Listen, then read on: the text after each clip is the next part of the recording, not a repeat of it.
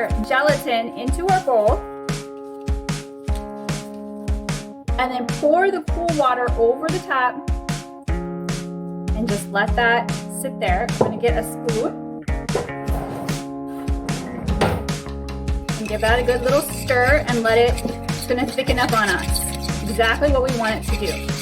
Okay? And then we'll get started on the next batch. So you can see here that we're at a rolling boil. I'm going to let it go for a little bit, just a minute or two. And then I'm going to go ahead and test that by dropping a little bit into the water. So just a minute or so.